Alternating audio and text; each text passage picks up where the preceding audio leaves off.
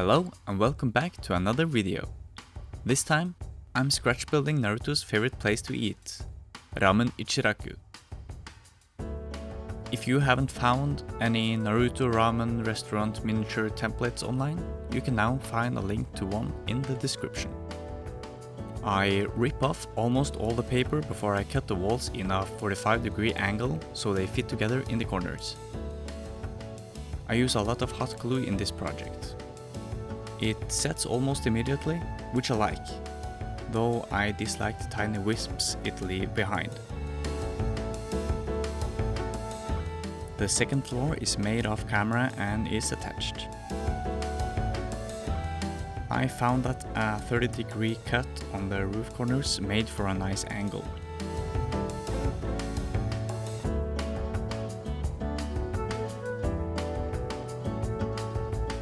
I'm not being too detailed with the cardboard, and I hope it looks better once it's covered in trim later.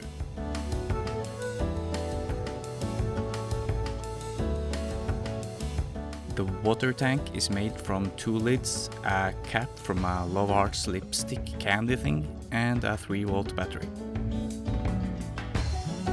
All plastic bits are sanded before gluing, to make sure that when it's glued, it doesn't come loose.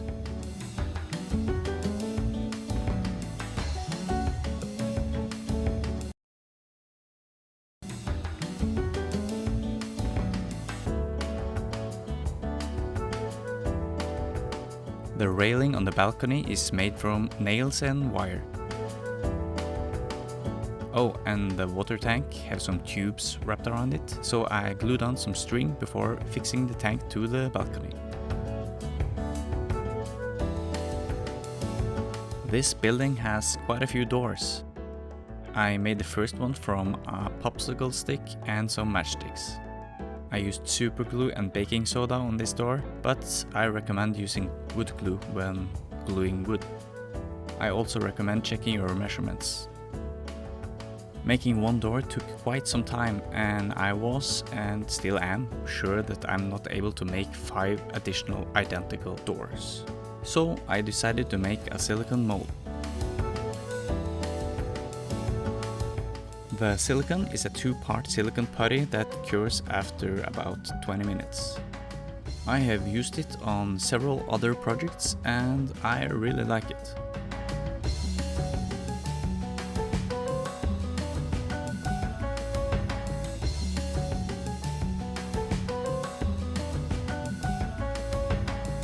First, I tried to cast the door in plaster, but that was a complete failure. I then went for UV resin, which worked a lot better, but because of some reaction during the curing, all the doors came out with 1 or more air bubbles. No one will ever notice, if not pointed out to them, which I just did.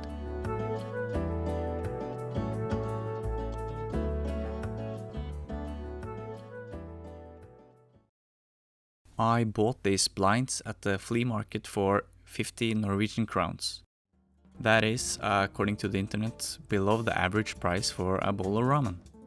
A great find.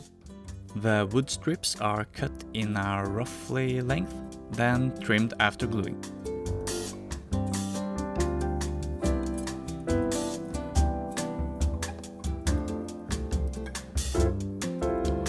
There's a window on the side of the building I expect is for takeaway. I didn't plan for the design, so I just used what I had on hand.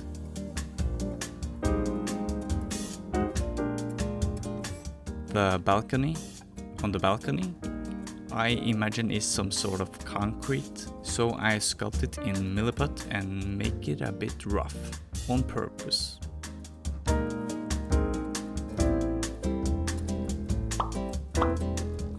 It's not easy placing one small plank after the other in a straight line directly on such a small model, so I try something I never tried before. I measured and drew the wall's dimension on baking paper and glued the planks to it, and it worked really good.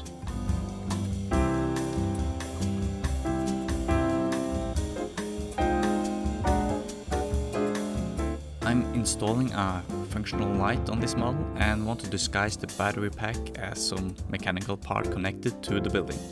I still had more milliput left, so I made a rough little fan. The battery pack is too thick to glue directly on the wall,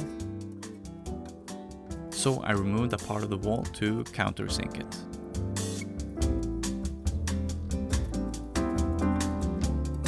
I don't know where I got these plastic bits from or what they are, but they will become the gas cans. I use a translucent Fimo clay to make the Japanese paper lantern sign.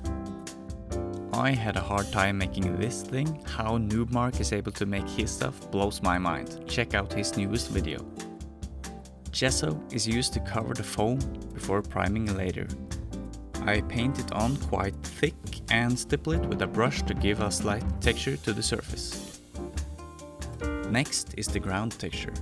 Gesso, fine dirt, plaster, Mod Podge and brown acrylic paint.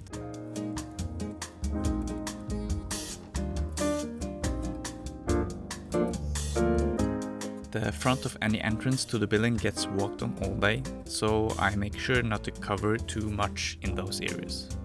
I also just add smaller rocks to the sides and corners of the building and seal it in with watered down Mod Podge. Now, please enjoy the royalty-free elevator music while I paint this thing.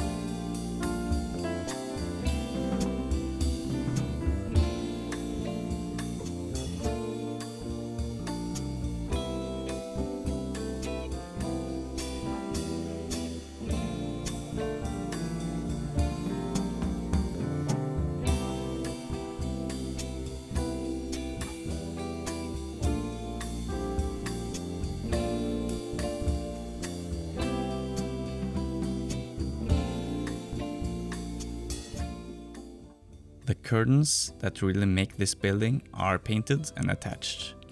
The flowers have been potted, and with that, it's done.